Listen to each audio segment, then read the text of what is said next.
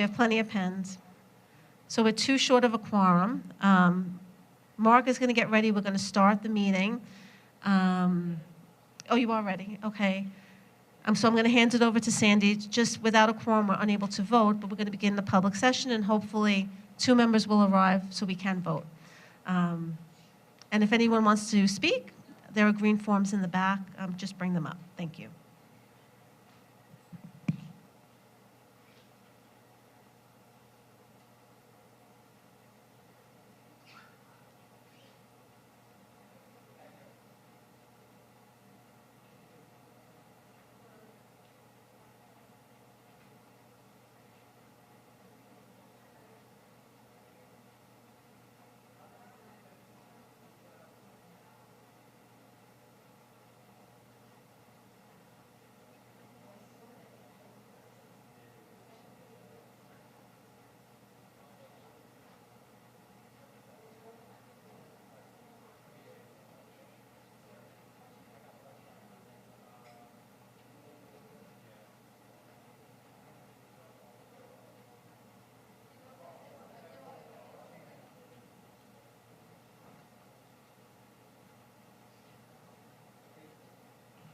Okay, good evening, everybody.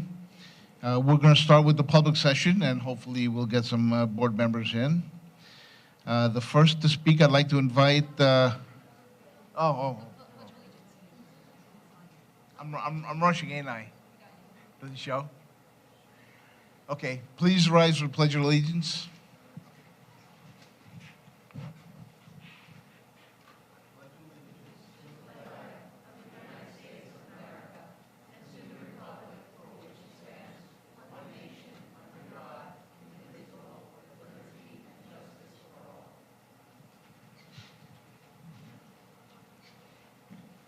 Thank you. First one I'd like to invite to speak is Colonel Mitzi Cantwell from Fort Hamilton Army Garrison.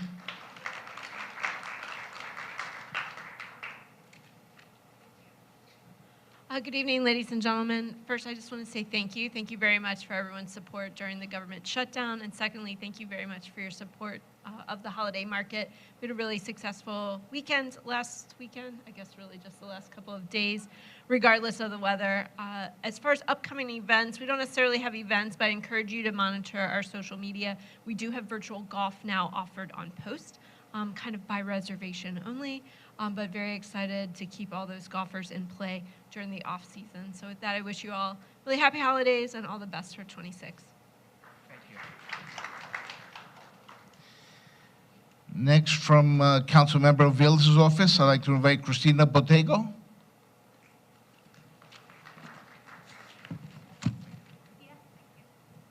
Good evening, everyone. Christina Botego. I am Deputy Chief for Councilmember Aviles. Thanks for being here. I will be brief. I think I'm here mostly to wish all of you a joyous holiday season on behalf of the council member. 2 quick things. Obviously, we are approaching the end of the legislative session at the end of January, so stay tuned for new committee assignments, a new speaker, a new legislative body, and a new legislative agenda. And obviously, if you have thoughts about that, please give us a call or email us at the office.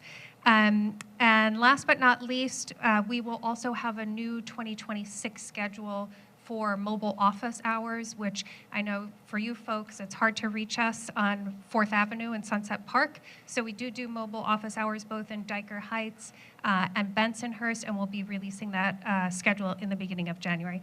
Otherwise, I hope you all have a Merry Christmas, Happy New Year, Happy Hanukkah. Thank you so much.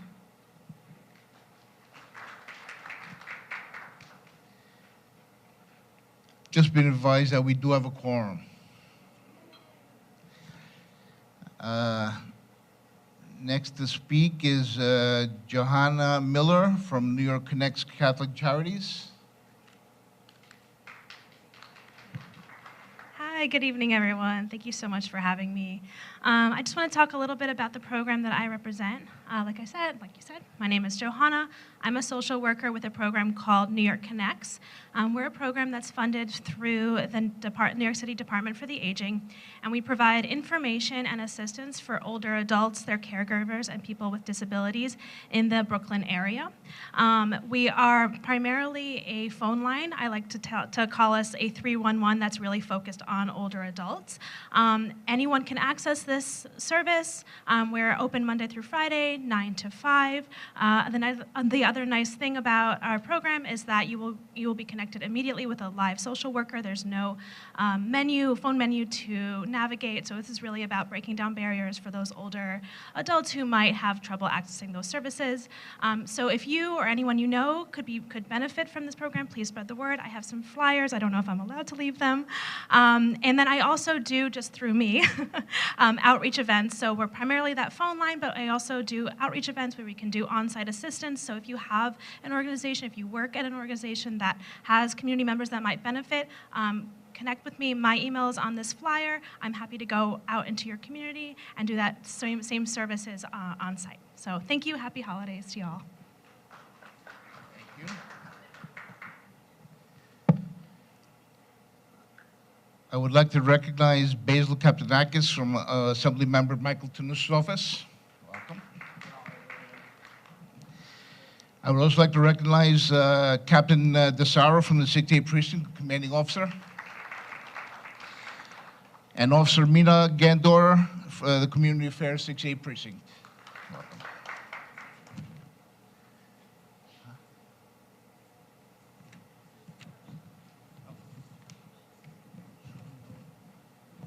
Also, we have with us Susan Blair from Fort Hamilton Army Garrison.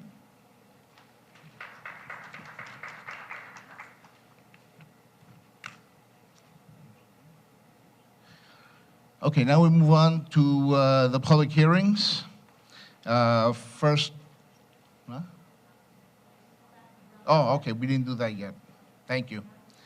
Do we have a motion for the adoption of the agenda? All right. I also need a motion for the adoption of the minutes.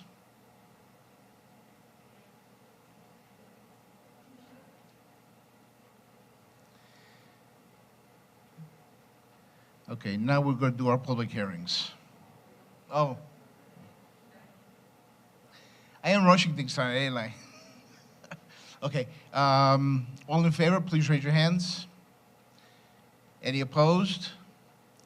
Any abstentions? Thank you.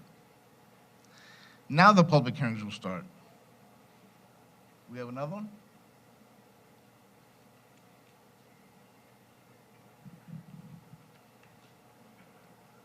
We don't have this one, okay. Okay, let me invite Matt Vaskov from Senior Services.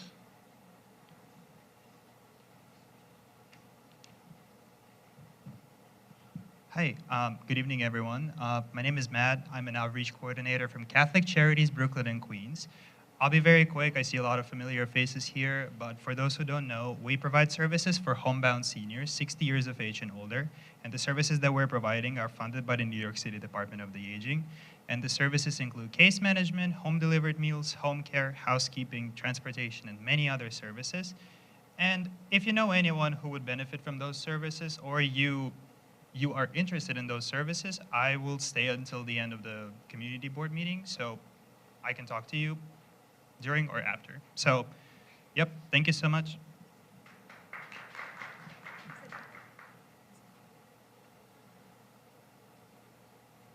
Okay, thank you. Okay, first one up for the public hearings will be Chris Ellison.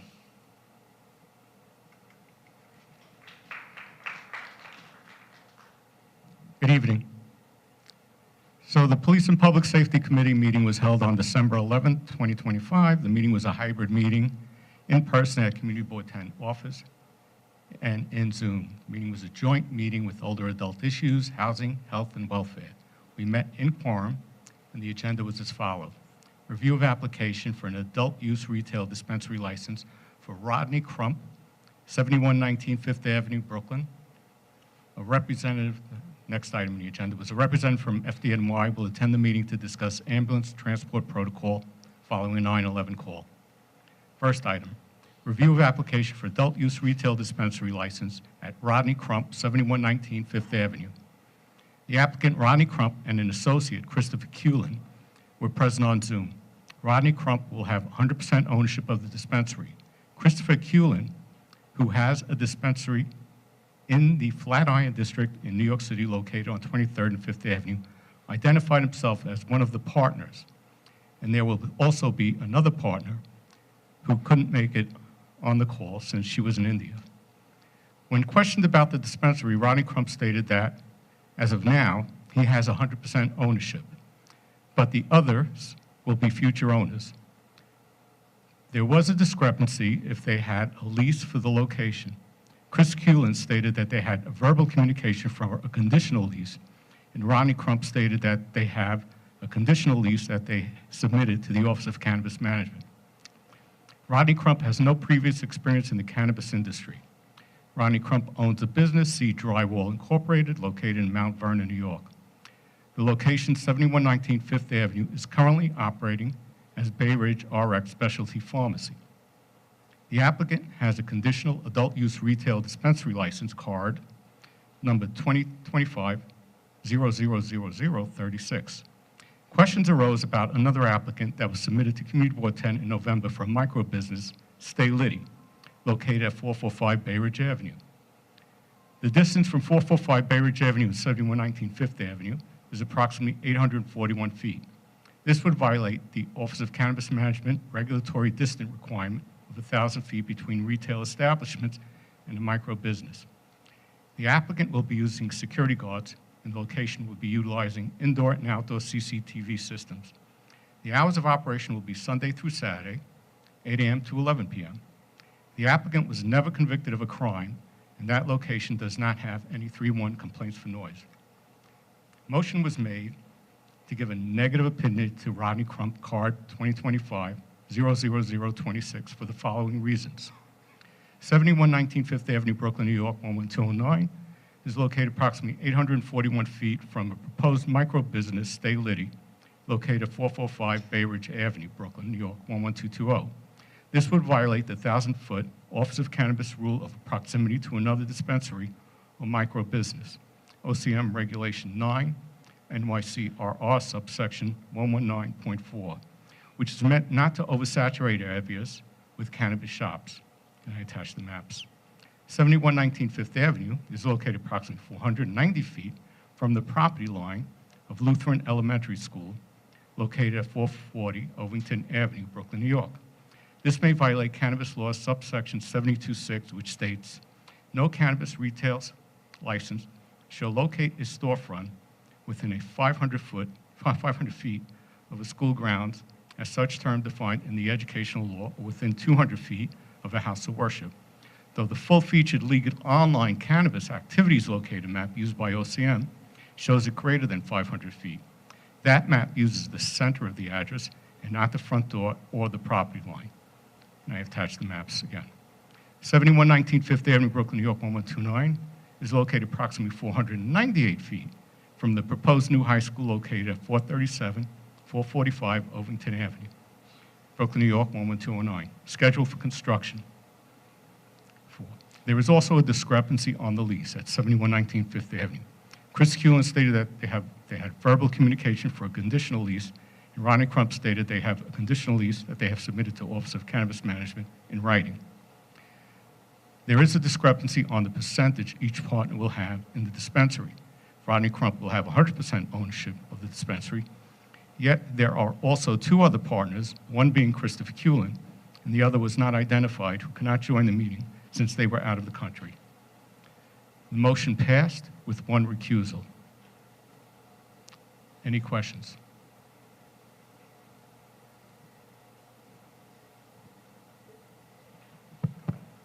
I'm not going to run it.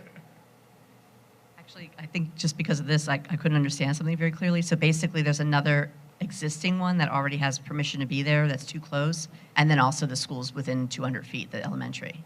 Is that correct? The schools are within 500 feet, And the other dispensary has not opened yet, but in November, we did have that meeting of the other dispensary. It was proposed. So they were ahead of them, whether it's off to the Office of Cannabis Management. And there was also a discrepancy that it being a micro business and the other one being a dispensary, a retail dispensary, there is a difference. The applicant did state to me that it didn't make a difference. But when I looked it up in the law, or the regulations, I should say, there is a difference. They cannot be within 1,000 feet of each other at this time. Okay.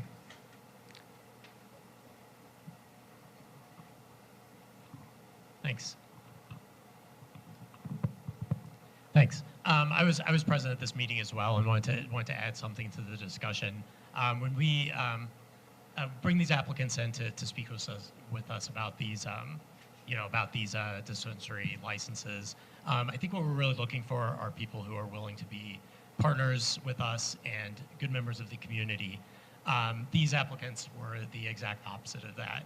Mr. Crump specifically accused this board of being racist, and he also made statements suggesting that this board was somehow in cahoots with or covering for other applicants, and playing favorites in terms of the applications that we give positive recommendations to. Any other questions? Julie? Yeah, he was very hostile, no question about it. But I just, because I was at the meeting too, but I just want to be clear on the other store that's there.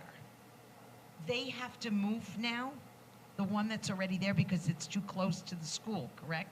So then what was the point of this guy even applying if he's too close to the other business and then too close to the school? It just doesn't make sense to me. Maybe I'm crazy, but... Well, that applicant hasn't been approved yet, so maybe he doesn't, yeah, so I don't think he knew about it. Am I correct? If I recall correctly, this applicant wasn't aware of the school. You brought it to his attention. Yeah, no, he wasn't, right. But if the OCM has their rules and now they're not allowed to be within it can't be less than 500 feet of a school, why are they even applying? It's a procedure. And All right, they're applying, and it's up to us to give an opinion. And this is our opinion, that they are too close. And then what happens, is the OCM, could they override that, or they wouldn't because Well, they of have the in the past, proximity sure. Yeah, to they the have in the school? past. They have. Okay. Ann? Chris, as if we don't have enough reasons, aren't they also pretty close to religious institutions like the mosque? I said as if we don't need more reasons. Isn't it near to the mosque as well? It is close on the mosque, but it's more than 200 feet, right? And it's 200 feet within of a house of worship. Do you know? When these applicants don't meet the criteria, don't we have to we can't legally approve their application. Like, it's an automatic denial. So I don't even know what the point of bringing it up to a vote is if we can't vote in favor of it. All right. First, we do not approve or disapprove a dispensary. That's up to the Office of Cannabis Management. They only have to submit a notice to municipalities or a community board like us. And then it is up to us. We have 30 days to answer, all right? And this is our answer. Or we can request another 30-day extension, and that's it. And if we don't answer, then the Office of Cannabis Management goes ahead. Now, does the Office of Cannabis Management know the layout of Bay Ridge? I mean, they're looking at a map. And like I said before, when I did the mapping to the actual dispensary from the door to the property line of the Lutheran Elementary School, it came out to like 480 to 490 feet, right? And I've attached maps with the distances. The Office of Cannabis Management uses a different map. They go from the center of the building. The law says different. So therefore, they added another 10 to 20 feet when they go to the center of the building. That's why I said there's a discrepancy. So this is opening their eyes. Take another look at it. Okay, and this opinion then becomes part of the application process. We're only allowed 2 questions. I'm sorry. This is really what's bothering me at this meeting. So this guy, I don't think he's going to want to come here anyway because his attitude was horrible. But let's say it's approved by the OCM, but we know he's going to be a bad neighbor. Is there anything we can do about that? Because he was really awful. I mean, The only thing we could do if there were any type of complaints going on, if they're, operating without the scope of the Office of Cannabis Management Regulations, is reporting them. It's a process. Any other questions? Doc? He knows his rules and regulations that he should be in a distance from his school or church or something. I'm sure that he knows that, but he still has opened it. I mean, hoping for what? These applicants, I don't think knew Bay Ridge. All right, because he was arguing with me about another dispensary across the street from the community board being in close proximity to their location, thinking that was within 500 feet. We were not even talking about that dispensary, right? We were talking about another dispensary over on Bay Ridge Avenue. So, like I said, the person owns a drywall company in Mount Vernon, New York. So that's my opinion and only my opinion. I don't think he really knew the area well. Any other questions? Okay, I'll call the question. All those in favor of giving a negative opinion, signify. Any opposed? Recusals? One recusal. Any abstentions? Motion passes. Thank you. Have a happy holidays.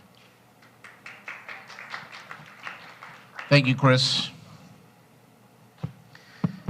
Next up, I'd like to invite Staley Dietrich to give our next public hearing.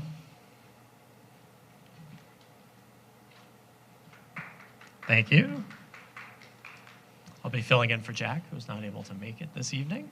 The Traffic and Transportation Committee met in virtual quorum on Monday, November 24th, and on Tuesday, December 9th, to discuss application 2025-101-303-0001 from Al Sham Restaurant, located at 7701 Fifth Avenue. The application is a sidewalk cafe application for a 14-seat, 7-table cafe that will be on both 77th Street and Fifth Avenue. The hours of operation for their sidewalk cafe are 11 a.m. to 10 p.m. daily. Prior to the meeting, the district office received multiple complaints, primarily surrounding the existence of trash and refuse outside of the restaurant. Committee members noted prior to the meeting that they witnessed a metal garbage container that had been unlocked and thus opened to potential rodent activity. After a substantial discussion during the first meeting, the committee asked the owners to return to another meeting with a plan on the trash issue before making a recommendation. The applicant did return on December 9th, and in the meantime had met with the district office and also with the Fifth Avenue Business Improvement District to further understand the rules and regulation regarding trash.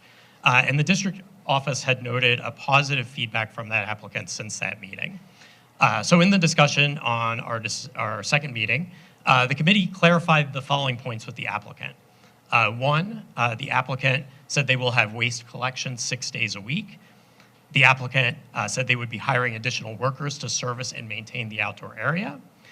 The applicant said they would work with an exterminator to ensure that their outdoor areas are protected. They stated that unsecured furnishings, such as seats and tables, will be brought indoors if not secured outside overnight. The applicant also said that they would meet with the Department of Sanitation for further guidance and how to comply with the sanitation regulations. The applicant also finally agreed to meet with Community Board in the future if further issues arise, and that they will, and of course, they will also be meeting with the board every 4 years to renew their outdoor dining license.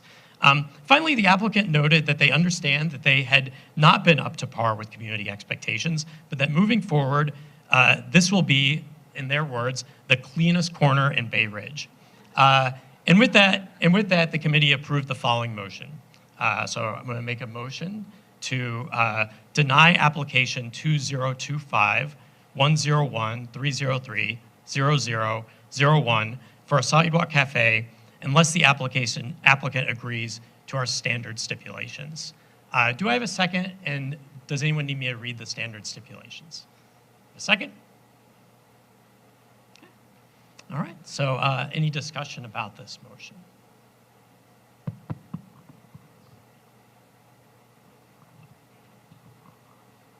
I heard that it will be open till 10 o'clock at night, and I'm wondering if there are any rules about how late an outdoor cafe could be open, because till 10 o'clock every night, I'm concerned about residents who live around the area.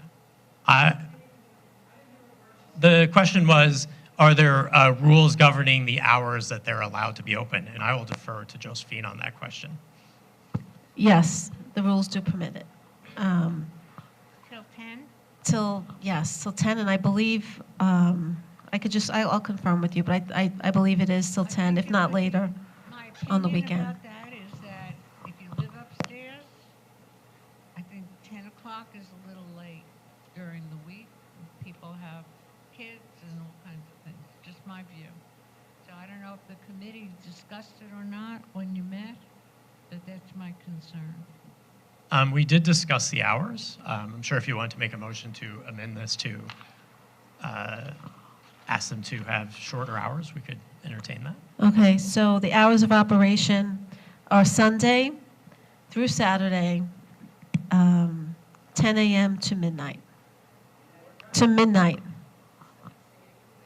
So the hours of operation, according to New York City outdoor dining regulations, are Sunday 10 a.m. to midnight, Monday through Friday 8 a.m. to midnight, and also Saturday 8 a.m. to midnight. The only day that starts later is Sunday 10 a.m. to midnight.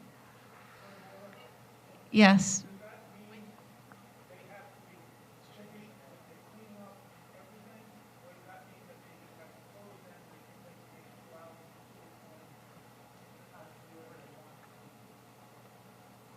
So what the rules say is that the hours of operation, sidewalk cafes, other than enclosed sidewalk cafes, and roadway cafes may operate only during the following hours and days. So they can only be in operation. It doesn't mention cleaning.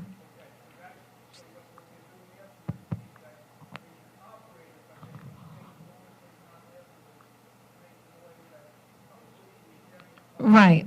So, but the rules do allow them to remain open till midnight. This establishment is closing at 10 p.m. And I don't believe the complaints really stemmed from the sanitation issues. That's correct. I don't believe there were any complaints about noise or being open late. They were all regarding sanitation.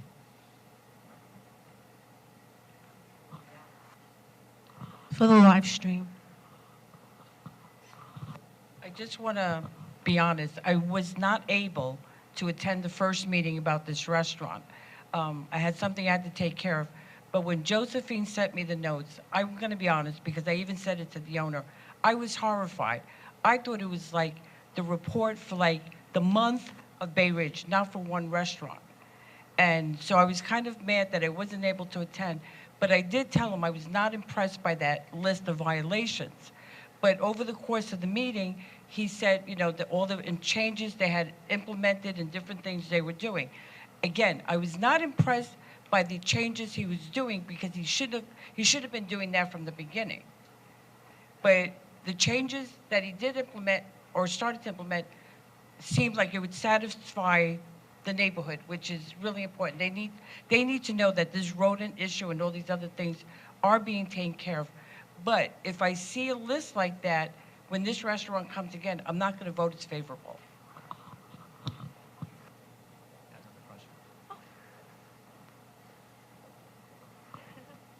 So I just wanted to ask one thing. Is there a way that we can get confirmation that they're going to have 6 days of pickup? Is there a way that we can get confirmation that they'll probably work with SBS, New York City? There's certain organizations to help them. Since they have all these violations, you could promise somebody the world. That doesn't mean you're going to get it. And I want them to be successful. We want these businesses to be successful, but we need to be a little bit more stricter, because it's affecting the whole community. I'll also defer to Josephine a little bit Yeah, on that. so- I don't think we would be able to get that within the time frame. Not within the time frame, but I could say that I have been there every day since I have spoken to him. I know that the bid spoke to him in detail. I can absolutely confirm that. The 6-day-a-week pickup, he has really improved. He now has a company that he hired. It's named on the dumpster. He did not have that before. I think it's a market improvement from what I've seen. Prior to when the application first came to now, there's been a market improvement. And we will continue to monitor, and I can assure you the neighbors who contacted us will reach out should there be an issue. And he did agree to come back to the board anytime we call him to work on any issue. He seemed amenable to that. Again, he said, as mentioned in the report, he is striving for that corner to be the cleanest in Bay Ridge.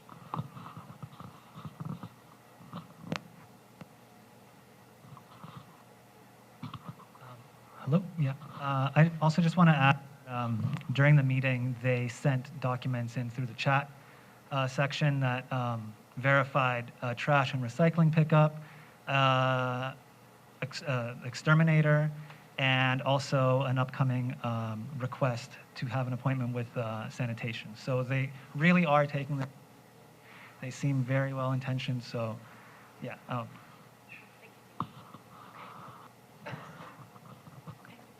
All right, if there's no further discussion, I'll call the question. All in favor?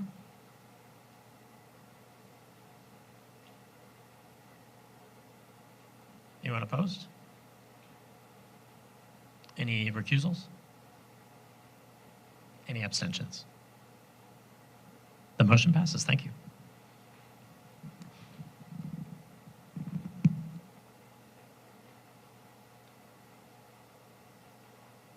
Thank you, Staley. Okay, under my chair's report, it's incredible how fast this year has gone by. I remember being a student in school, dismissal didn't come this fast. Some days it would just drag on, and I think that the schools would want to keep us there as long as possible. And now we have years that fly by, and we just don't see where the time goes. So this is going to be our last meeting of 2026. 25. See, I told you I'm rushing it. I'm rushing it. I am really rushing it tonight. 2025. So I just want to again reiterate what a great community we have, what a great district we live in. What other district can boast that we have an Army base and a VA hospital within our district? There are not many. We have a dedicated board, and I thank you all for that. And we also have a very dedicated office and staff that, yes, that I call Nerve Central, because I take care of 250 tenants, and I do not get the calls that the district office takes, and I don't know how you guys, girls do it, but kudos to you guys. You guys do a fantastic job there. So with that, I just want to wish everybody a Merry Christmas, Happy Hanukkah, Happy Kwanzaa, and we'll see each other next year again. Thank you. Now we'll have Josephine Beckman for her district manager's report. Thank you, Sandy. Good evening, everyone. So as I mentioned last month, the Mayor's Office of Citywide Event Management Coordination assists the community board each year with organizing an interagency meeting in advance of the beginning of the Dyker Lights viewing season to provide additional resources to the area, including traffic control agents, patrol personnel, corner baskets, a light tower from the NYPD to aid pedestrian safety at 86th Street at 12th Avenue. And we are truly grateful for the assistance of our local elected officials who advocated for additional agency personnel to maintain safety. The NYPD has provided resources for the 68th precinct, and they're here tonight. And I just want to say a big thank you, because it certainly is very, very busy. to say the least. Tourists coming from all over, not only New York, but nearby states on tour buses that fill the streets of Dyker Heights, and safety is of paramount importance.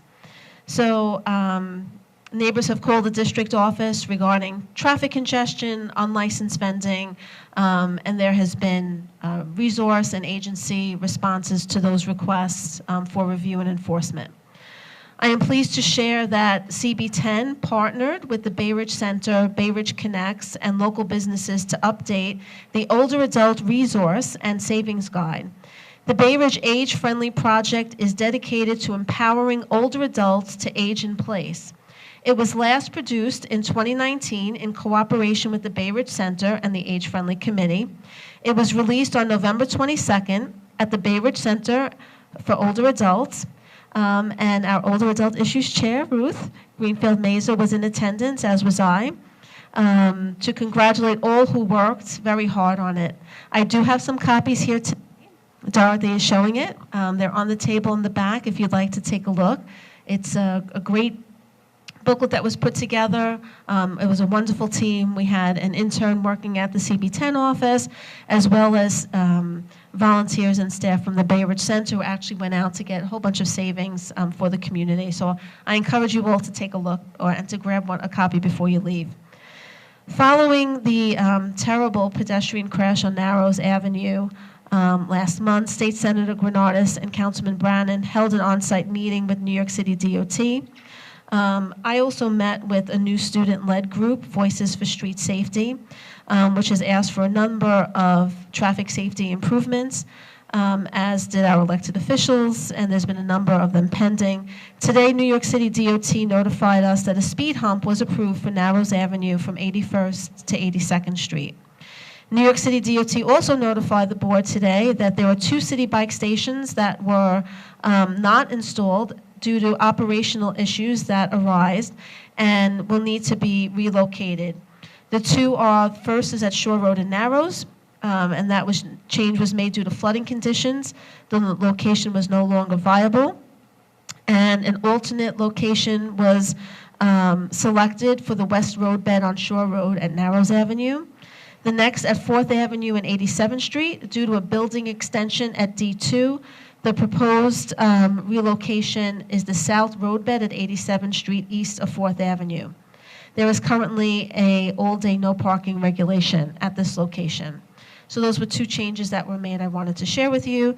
The Department of Sanitation also reminds everyone that ASP was suspended for tomorrow due to ongoing snow operations. Meters are in effect. And there will be no ASP, alternate side street parking, regulations December 25th and January 1st, but meters will not be in effect. The January general meeting date and location have been changed, so please note that in your calendars. The reason for the change was due to our ULURP application for 9201 4th Avenue, which must be voted upon within 60 days of receipt. So our new board meeting date is Tuesday, January 20th. Monday is the holiday, so we'll be meeting at Tuesday at 7 p.m. at the Dyker Beach Golf Course Catering Hall. So it was very nice. This is a new location for us because the catering hall reached out and offered their space as part of their new concession agreement. As you may recall, for those of you who are here, they agreed to reach out to the wider community, and they are hosting more and more community events, and they have graciously offered to host us. So we are delighted. It'll be the first time that we will use the venue, and there is parking available at the parking lot at 86th Street at 11th Avenue, not in the front because that's a fire lane. I just wanted to point that out to you, but you'll receive an email on that as well. The 68th Precinct Community Council will be meeting on Wednesday, December 17th, 7 p.m. at the St. George Coptic Community Center on 62nd Street and 11th Avenue. And on behalf of Dorothy, Amanda, and myself, we'd like to wish all of you celebrating the holiday season Happy Hanukkah, Merry Christmas, and Happy Kwanzaa, and a very Happy New Year. Looking forward to seeing you all next year. Thank you, Josephine. Pinch hitting for Shirley tonight will be Stephanie Simone Mahaney. Okay. This is the treasurer's report. As of November 30th, 2025, total personal services, $118,647.76. Total other than personal services, $4,114.17, leaving an unencumbered budget balance of $174,998.07. Thank you very much.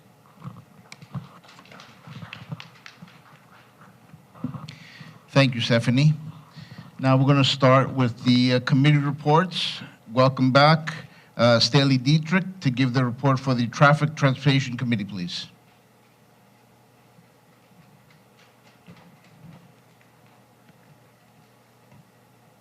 Okay, so we were pretty busy over at the T&T committee over our last two meetings. The first thing I'm going to talk about is the IBX environmental review. On Monday, November 24th, we met in virtual quorum to discuss the Interborough Express environmental review process, which is beginning with the MTA. The current stage is scoping, and the IBX team hosted 3 public meetings throughout October and November and requested comments by November 26th. Adding to the scoping document essentially requests the IBX team to review environmental impacts through highlighted community context. Given the tight deadline, the district office went ahead and submitted the committee comments, noting that they will be voted on during this general meeting. And so these are the comments that we submitted to the MTA. These are things that we're asking them to consider when they do their environmental review for the IBX. One, environmental impacts, including the IS should include a specific study of the impact of vibrations on the Bay Ridge Air Rights Mitchell-Lama development at 260 65th Street. The EIS should include a study of emissions and air quality impacts of both the construction and normal usage of the IBX route. And the AIS should include the impact to neighborhood character and possible displacement, considering any rezoning and gentrification that might occur due to the increase in transportation options in the neighborhoods historically underserved, in a neighborhood historically underserved by mass transit. In other words, what impact will this route have on housing prices, rent, zoning, things of that nature? Second, under proposed route, we said that the MTA should conduct a feasibility study for a station at or connecting to the Fort Hamilton Parkway stop of the BMTC Beach line. We suggested that the route should extend all the way to LaGuardia Airport, which would finally provide direct rail access to this airport. We said the MTA should conduct a study of the best way to connect the IBX with the R train in Bay Ridge and other local bus routes like the B37, B9, and B63. And we also said that the route should connect with the 58th Street Ferry Terminal for intermodal connectivity with the ferry system. The route is currently slated to go to Brooklyn Army Terminal, but we discussed having them extended all the way to the ferry dock at that terminal. 3, other considerations. The IBX should be more integrated within the existing subway system and not treated like a separate system. There should be free transfers between the IBX subway lines and MTA buses, and that notifications about the project should be provided in multiple languages to areas that will be impacted by construction and development. So the motion is to affirm these comments that were sent by Community Board 10, that were sent to the MTA in time for the November 26th deadline regarding the IBX environmental review. First of all, do I have a second for this motion? Okay. Any discussion? Yes.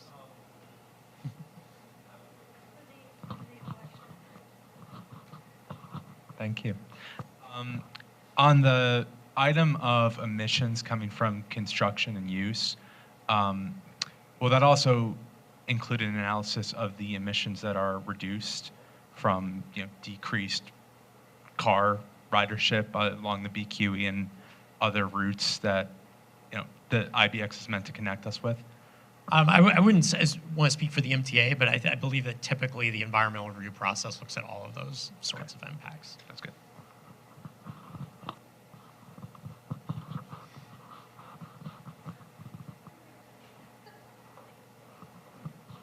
Hi, I don't know that we know this yet, but just from all the City of Yes proposals that have gone through and everything, like what's the impact going to be on the zoning for transportation, proximity, and then also what's the impact going to be not just on environmental, but also people who might drive and park to take the IBX?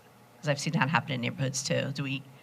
I don't know that any of that's being looked at or that we have any sense of that at this point, but I'm just curious. Well, we your second point, we actually did not discuss. There was not really a discussion of parking or increased commute, increased driving to get to the stations of the IBX. But we did spend a substantial amount of time discussing your first point, which is the impact on housing, the impact on zoning, and the impact on keeping homes affordable around the transit line. Usually when transit lines are extended, they tend to raise prices around them. And there was a discussion about that for sure. That's usually what happens. Yes, that's certainly what's happened with like the Second Avenue subway and so forth. I think that's relating to the transit zone. And right now, since there's already an existing station at 8th Avenue, the N line, properties within proximity, it's already affected. Yes. But we definitely asked them to consider that for sure. Okay, if there's no further discussion, I'll call the question. All in favor? Anybody opposed? Any abstentions? Any recusals? Okay, motion passes. All right, so the next item that we discussed was regards to valet parking and dining out. On Tuesday, December 9th, our second meeting, the committee met to discuss a proposal to draft and send a letter that's a sort of a friendly reminder to outdoor dining participants to remind them of the rules and regulations regarding valet parking that are included in our standard stipulations that they agreed to. We also discussed sending something like this out included with the letter. The idea is that this is an oversized version, but the idea is that something the size of a postcard or a wallet card would be sent out that the restaurants could then give to their valets to stick on their valet station or to keep with them, just to remind them of some of the rules and regulations that already exist regarding parking, and to help them be compliant with the rules regarding valet parking. So that was the proposal. Josephine did also look at how many licenses we had for outdoor dining. We have 17 outdoor dining licenses that have been approved, 6 with roadway dining, and 3 of those actually utilize valet parking. So the committee discussed multiple aspects of this issue and how important it is and how it's connected to pedestrian safety. Other than obviously blocking public street spots, the requirement of residents to circle blocks to find a parking space increases risks, especially at night. The committee discussed that valet parking is broader than the restaurants that have agreed to the stipulations. In other words, not all the restaurants that provide valet parking are part of the dining out program, and it even extends beyond restaurants to other businesses like funeral homes and car dealerships. And that the legality of valet parking is murky at best. There also exists the problem of enforcement, and so we discussed involving the 68th precinct in this issue. So this is sort of where we netted out. We ultimately determined that we should go ahead and send the letter and placard to all known businesses, not just the dining out applicants, but all known businesses that use valet parking service, with language specifying what the rules are and the stipulations that the dining out applicants agreed to. The committee felt like this was the best role for us to play, to be sort of the kind of like the friendly reminder and the community partner, asking our restaurants and other businesses to kind of do the right thing in this situation. But then we would also continue to involve the police in the actual enforcement of this issue. So this is the motion, the specific motion. The motion is to draft and send a letter out to all known businesses with valet parking with specific language referencing outdoor dining stipulations where relevant. To distribute the design placard stating expectations to not block sidewalks, parking spots, hydrants, or bus stops, and to further review valet parking legality and enforcement in conjunction with the 5th Avenue Business Improvement District, 3rd Avenue Merchants Association, and 68th Precinct. First of all, do I have a second for this? Okay. Any discussion? There's a lot here.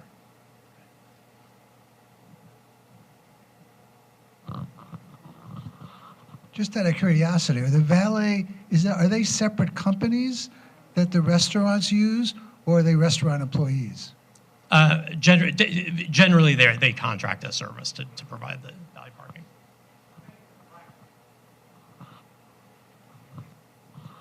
Oh, this is a little bit different than what you discussed, but it comes under this whole thing.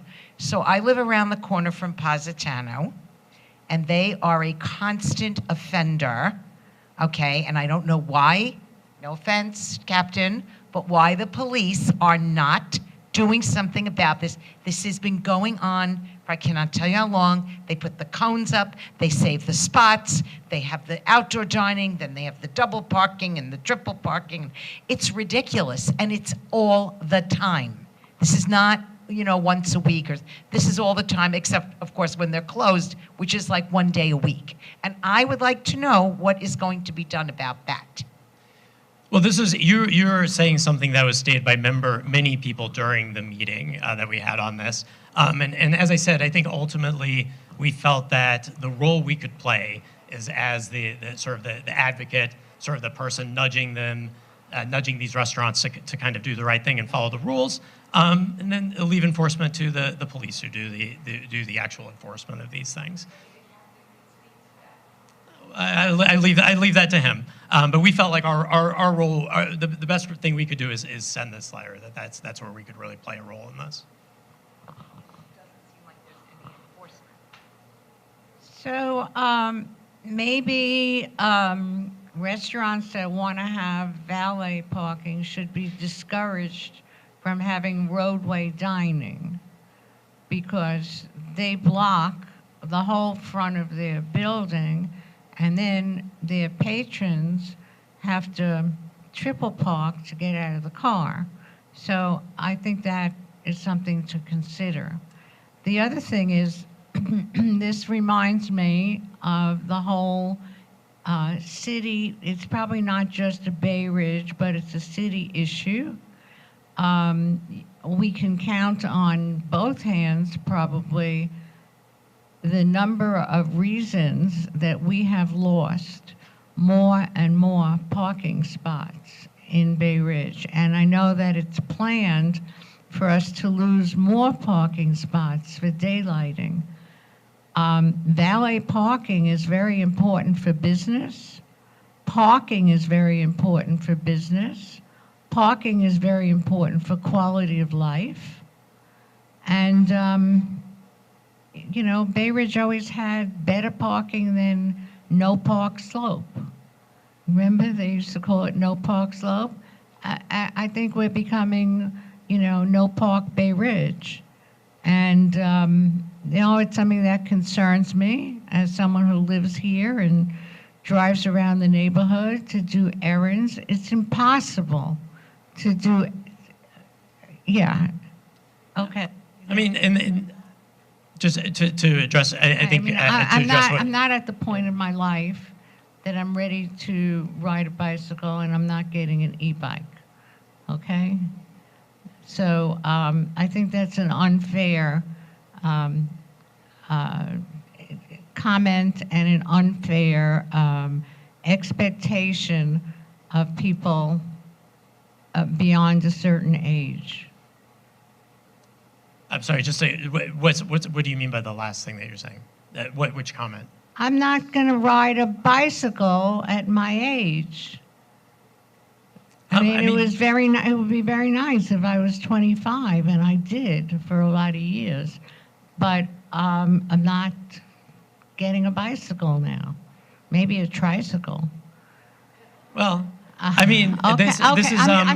I was just rambling. I'm No sorry. problem. It's just, I think that parking in Bay Ridge is a real problem, and I think, well, we have to see what changes our new mayor decides to make. So thank you for listening. No, thank you. Well, I will share that there were the general feeling, I think, of a lot of people on the committee is that the purpose is not to slap restaurants and say you're horrible for having valet parking, but to reach out in a friendly way to ask them to provide it responsibly, so that people who are walking and people who are driving can do so safely when these restaurants are around these restaurants.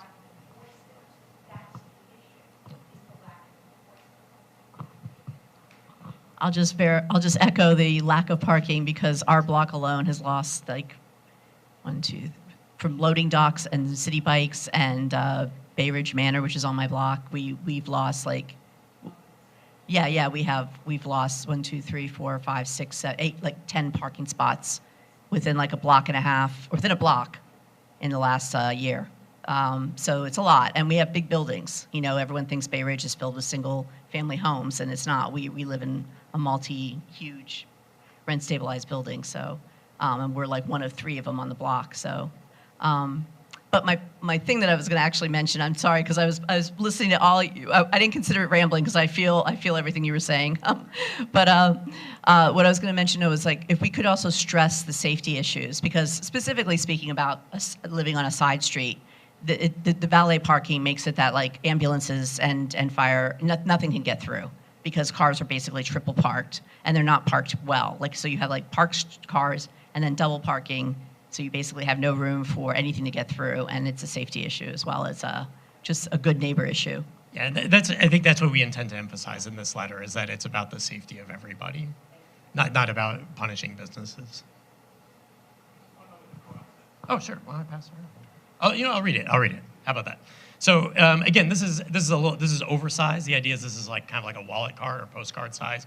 It says the heading is valet parking in the neighborhood, and then it says please don't block crosswalks, don't park cars or receive deliveries at bus stops, fire hydrants, or in no standing zones. Don't block off on-street parking with cones or other objects. Thank you. For more information, refer to City of New York Traffic Rules 4-0807, Community Board 10, Brooklyn. Staley, I just want to respond to Julie's comment, especially about Positano, which the board has received complaints in the past, and we have had meetings with the precinct in the past about them, specifically when they came up for a roadway dining application, which was not supported by this board for those reasons, and it was not moved forward and it was not approved for that location, largely in part. So we could certainly, this is separate and aside, but from that we could talk offline too about it.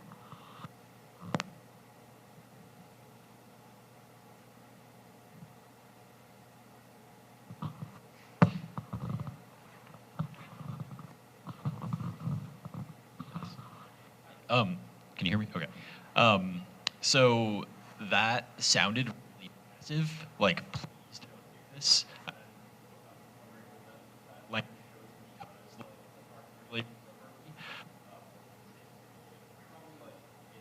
to with activity. So I'll give you a kind of a two-part answer. Everything on this card and in the letter is coming from the rules and regulations that already exist in the city, right? We're not adding anything to them. And then in terms of the wording and sort of saying please and so forth, again, I think the general feeling coming out of the meeting was that we wanted something that was a sort of a friendly reminder rather than a harsh criticism. I feel like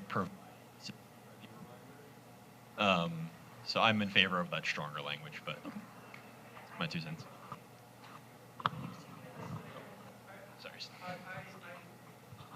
I agree, but I think that you can combine the two by saying, please obey the law, or something along those lines, to let people know this isn't a request, this is something they're required to do, but you're just being nice to remind them about it. It's a better way to handle it.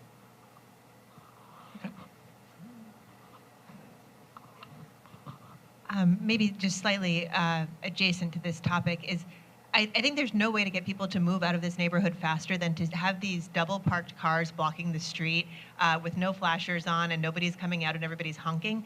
So to the extent that there could be additional enforcement of double parked cars on narrow streets, it really is just the worst feeling when you're just trying to get by and you're just stuck and you're just sitting there and you think this is not the way the world should be. So as good neighbors, I know that the people listening are already leaving their flashers on or moving their cars when they're double parked, but hopefully somebody out there is listening and will start moving their car.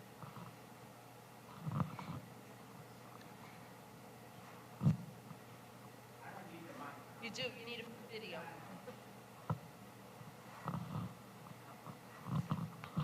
I'm just curious, by a show of hands, how many of us do use valet parking when we go out? Yeah, I figured that. Thank you.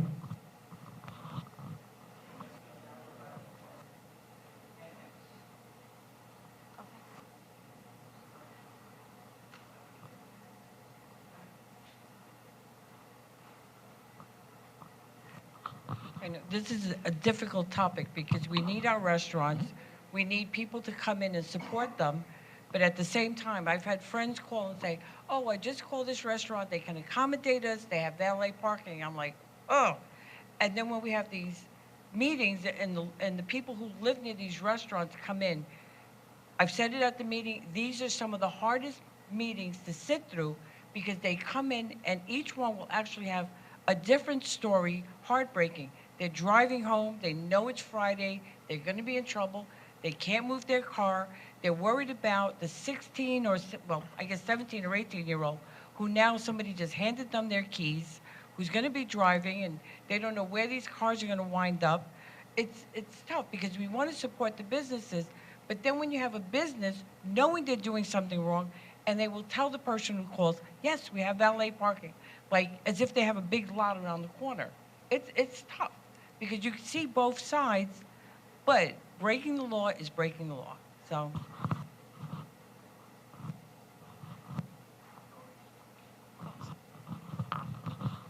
Yeah, I just want to sort of follow on to that. I don't think we're saying that, you know, we don't agree with valet parking as a concept. We're saying that, you know, the contract, I don't even think it's the restaurants. I think it's the contractors don't even know their responsibilities. I think what sparked this was a few months ago when Sophia's made its application for roadside dining. And they didn't even think that they were subject to any restrictions on the valet parking that they had, and also indicated that it was the same contractor for like all of the restaurants that used valet in the neighborhood. So I think this is, you know, sort of designed to make sure that the business owners are aware of their obligations. I am in favor of the suggestion to sort of add language there to say, please follow the law. But I think that's really the goal here.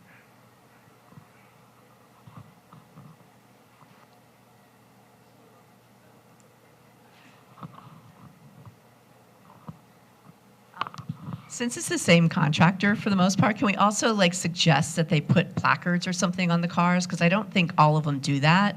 So at least if you're parked in, or if your block is like overly parked, you know like who the culprit is, and you can go ask them, and they'll probably work with you to like move a car. But if you don't know who it is, then you just can't do anything except beep your horn and feel frustrated, like you were mentioning. Yeah, I think the thinking, this was something that was discussed, and the thinking was that our relationship, especially through the dining out process, is with the restaurants themselves. And if we're gonna reach out to anybody, it would be to them rather than directly to the vendor. Sure. Okay. So I'll read it again. With it sounded like you gentlemen over here are looking for kind of a friendly amendment to adjust the language just a little bit. So I'll read again with that in mind. So what's that? Oh yeah, of course. Yep. Yeah, it sounds like there were a lot of people who were looking for that. So I'll read it again with that slight change. The motion is for the district office to, 1, draft and send a letter out to all known businesses with valet parking with specific language referencing outdoor stipulations in the city charter where relevant. 2, distribute a placard stating expectations to not illegally block sidewalks, parking spots, hydrants, or bus stops. And 3, to further review valet parking legality enforcement in conjunction with the 5th Avenue BID, 3rd Avenue Merchants Association, and 68th Precinct. Okay. I'll go ahead and call the question then. All in favor? All right. All opposed? Abstentions? Refusals? All right. Okay, the last is not a motion, but just an update. This is an informational report on City Council intros 1421, 1444, and 1446, which are regarding the dining out program. On November 24th and December 9th, the T&T committee met to discuss intros 1421, 1444, 1446 that had recently been discussed on the City Council's Committee on Transportation and Infrastructure. The bills would, in order, 1421 will expand the city's outdoor dining by allowing grocery stores to apply for sidewalk cafes, remove seasonal restrictions on roadway cafe operation, in other words, to allow them to operate year-round, and to provide an option to expand frontage for certain cafes upon consent. This would also streamline the review process for applicants. And what they mean is that if a restaurant is next to a building that is not a restaurant, they can make an agreement with that building to also extend their sidewalk cafe in front of that building, obviously if the other building agrees to it. 1444 would limit the requirements for sidewalk cafes to leave a clear path on the sidewalk in front of them to no more than 8 feet in width.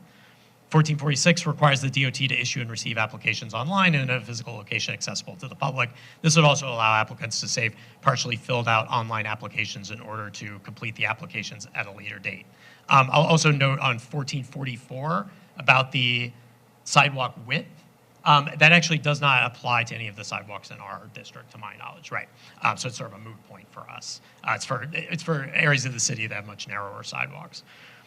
Because the City Council is not expected to vote on this bill in December, the chair determined we should table discussion and consideration until after the new City Council is sworn in and when the bill is up for consideration. As always, your comments are welcome, so we're just providing you with some information on these bills. Respectfully submitted on behalf of Jack Zhang, Staley Dietrich. Thank you.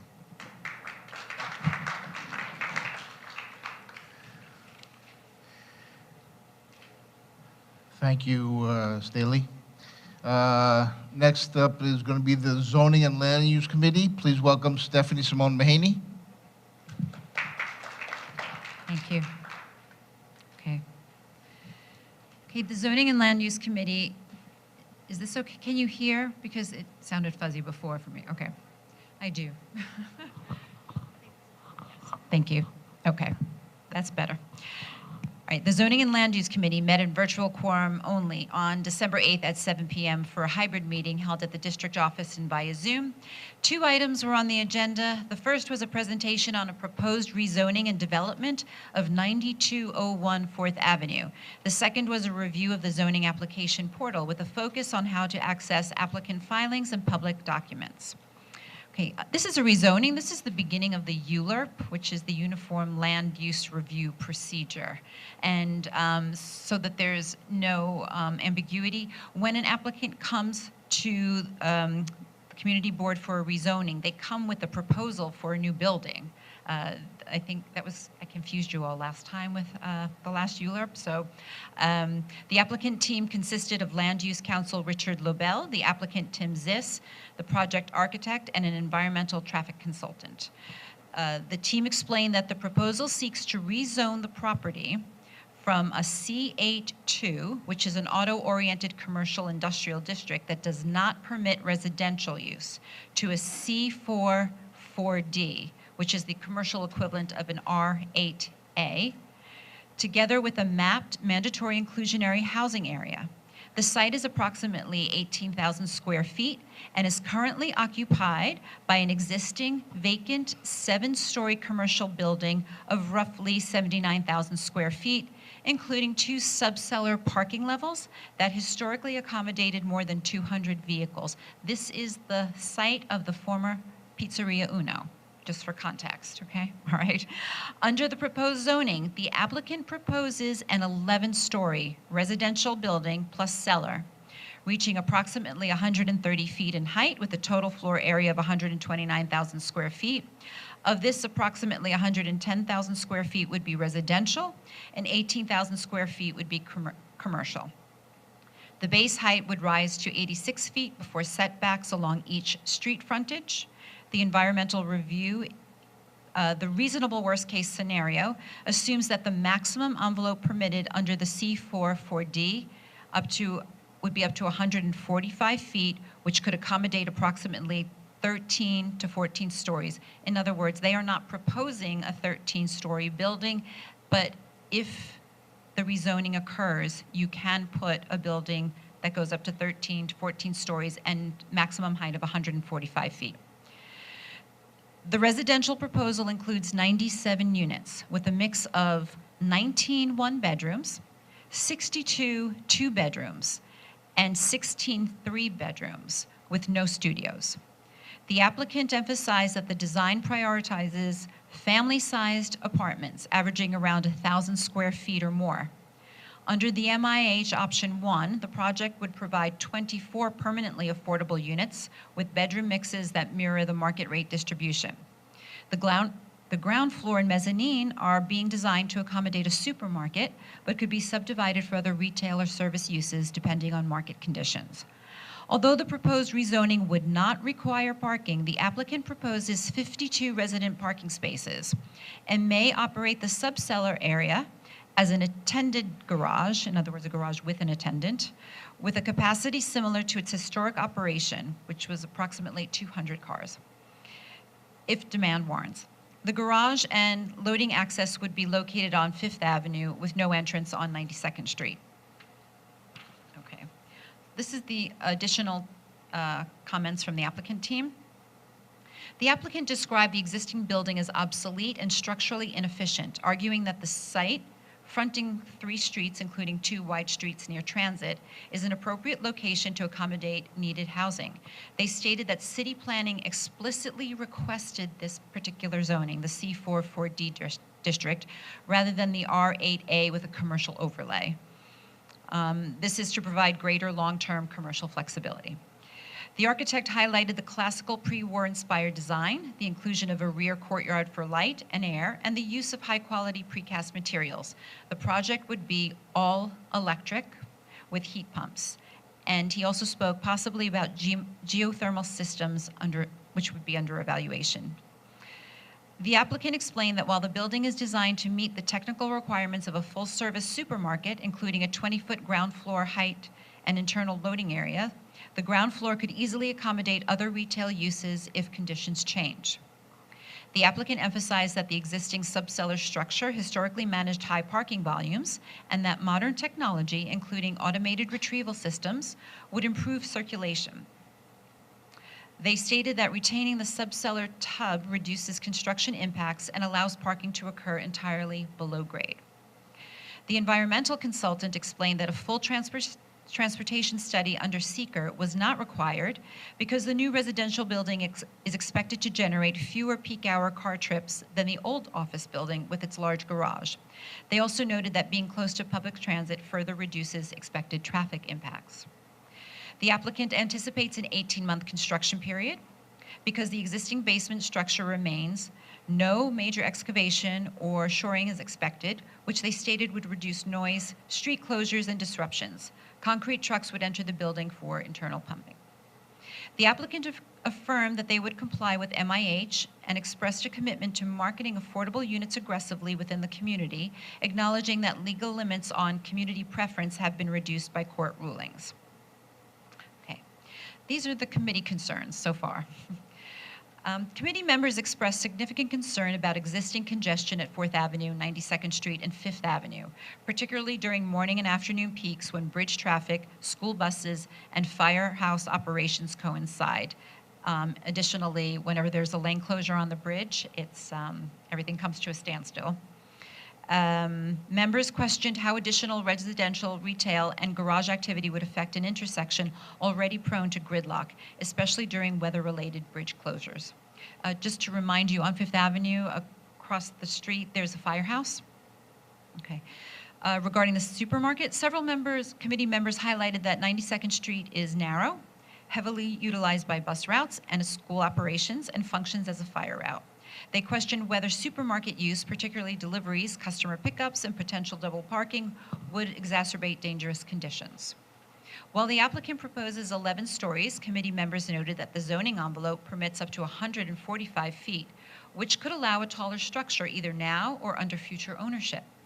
Concern was raised that approving a one-lot rezoning to a C44D could set a precedent for greater height and density elsewhere. Members questioned why C44D was selected over the R8A with a commercial overlay and expressed concern that the intensity of a C44 district may not reflect the actual conditions of the surrounding streets. Some members feel city planning appeared to be pushing a district that did not fully account for local constraints. The committee noted chronic sewer issues, odors, and occasional flooding south of 86th Street. Members questioned whether DEP or other agencies had sufficiently analyzed the cumulative load on the sewer system, electric grid, and stormwater infrastructure in an area already experiencing chronic challenges. Although excavation is not anticipated, members raised concerns about noise, staging, potential lane blockages, and coordination with the adjacent firehouse and school during construction. A question was raised about whether rezoning a single lot constitutes spot zoning. Council stated that legality depends on whether the change is part of a well-considered plan rather than the number of lots, but members indicated discomfort with a single lot jump to significantly higher density. Finally, the committee discussed whether deeper affordability or additional affordable units could be pursued. A resident also expressed a desire for strong local outreach so community members are aware of the MIH opportunities. Before concluding the discussion on the rezoning, the committee reviewed the second agenda item, which was an overview of the zoning application portal, or ZAP, how to access applicant filings, environmental documents, and other public materials, and how to track project updates through the ULURP process. The committee took no vote and agreed to defer its recommendations to January to allow members additional time to review the ULURP zoning and environmental materials on ZAP. Members will submit questions through the district office prior to the next meeting, at which time the committee will resume discussion and prepare a formal recommendation for the full board. I also encourage you all, if you would review the materials, if you have questions, concerns, to email those to Josephine. Our next meeting is ours is January 8th. We will be submitting comments to is DCP or the applicant. We'll ask them those questions. But please, if you have any concerns, submit those. And respectfully submitted, Stephanie Simone Mahaney. Thank you, and happy holidays to everyone. Next up will be the Parks Committee. Please welcome Henry Stewart.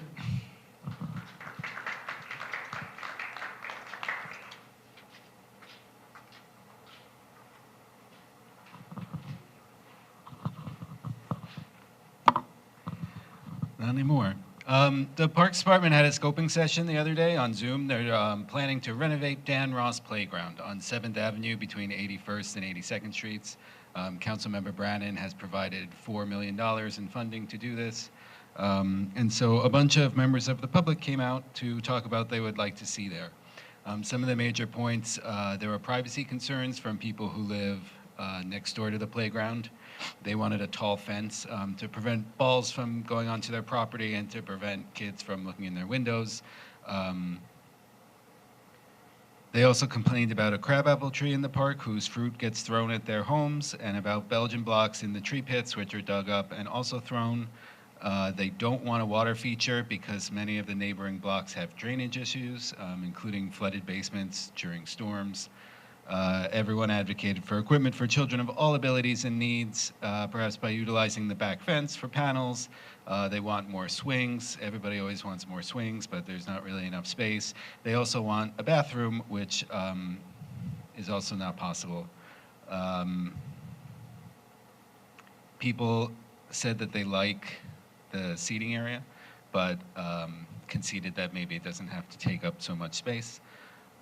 They asked about locking the park at night. One resident said that they had been trying to do that and the Parks Department keeps cutting the locks. They tried to do that 3 times. Anyway, the playground is now going to enter the design phase, which is expected to last about a year before the department will bring its plans to the community board. This is followed by a contracting phase, which also lasts a year, and construction, which is also expected to last a year. So this isn't happening tomorrow, but soon. If you have ideas or concerns or questions about this playground, there is an email address that I do not have in front of me, but you can contact me or contact Josephine and I can share that information so you can make it known. Thanks, everybody. Thank you, Henry. Next up will be the joint Older Adult Issues, Housing, Health, and Welfare, Police, and Public Safety Committees. I'd like to invite Ruth Mazer up.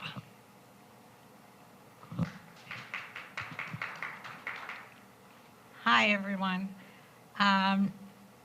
So we had a joint meeting of older issues, housing, health, and welfare, along with the Police and Public Safety Committee. It was held on December 11th at 7 o'clock, has a hybrid meeting, and it was attended by members of both committees, members of the community, and invited guests. The Police and Public Safety Committee began by reviewing an application for a new adult use retail cannabis dispensary license. This was followed by the older adult issues housing, health, and welfare portion of the meeting. We were joined by Chief Tanya Boyd to speak about ambulance transport protocol following a 911 call. Chief Boyd is the zone commander for City South, which means that she's in charge of all emergency services in Brooklyn and Staten Island.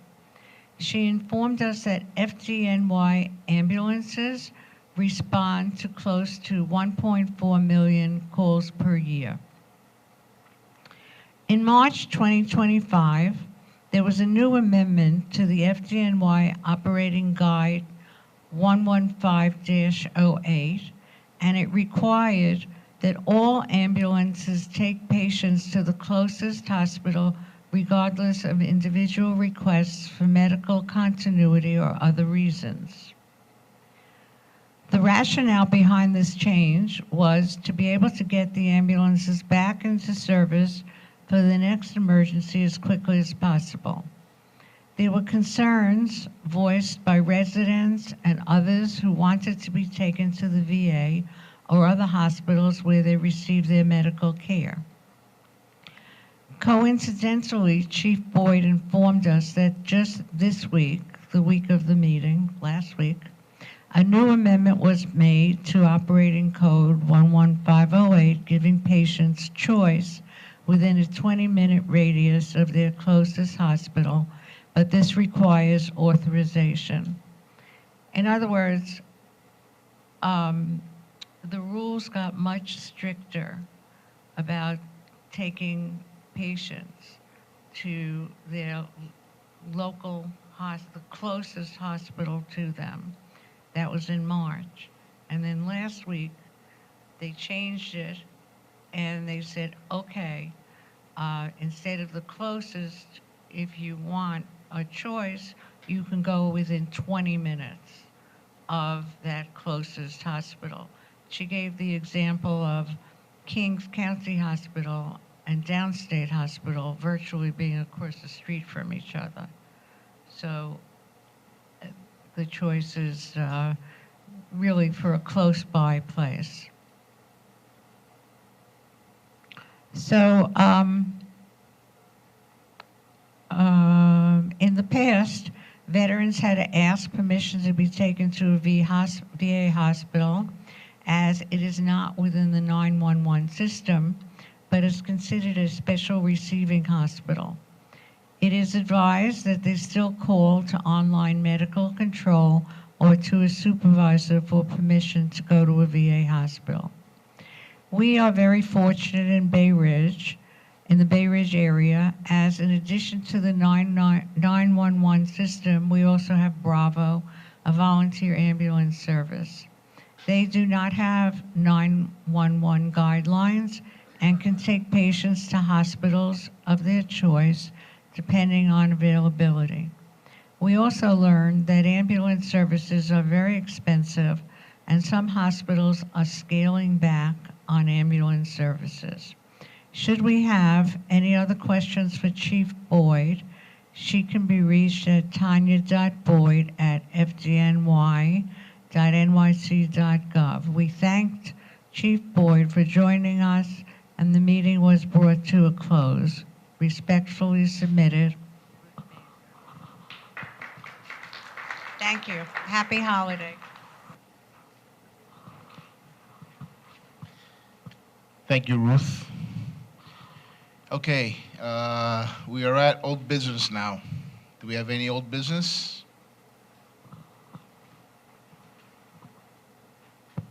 Thanks, Andy. It's sort of a combination old business, new business.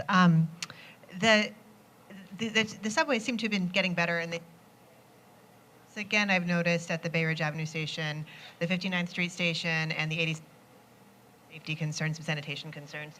hoping those can improve. And then this is sort of related new business, but if I could tack it on. Okay. So there passed a resolution to allow students to use their student Omni cards to take express buses. And that serves our neighborhood really well.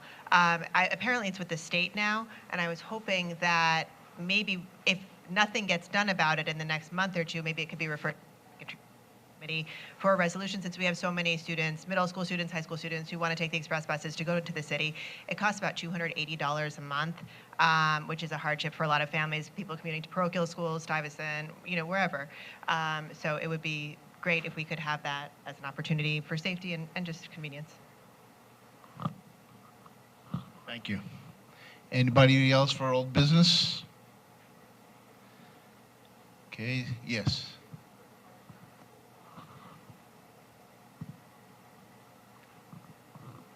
Josephine, you may know already. A lot of people keep asking how many city bikes have been put in Bay Ridge.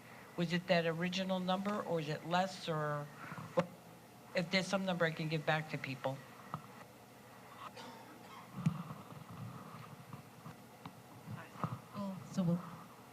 Can you hear me? So 49 stations will be installed. As of today, 47 have been installed, so there are 2 that are remaining. Okay, anybody else? Seeing none, we'll move to new business. Yeah.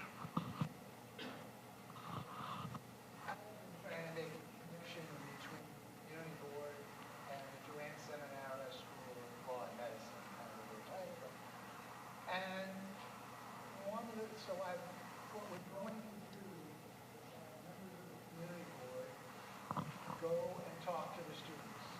Explain to them what is the community, what does the community board do. Now, we're dealing with little ones now. The school eventually will go up to the 5th grade. Right now it's kindergarten and first grade. I tried to find a book about civics or whatever that was age appropriate.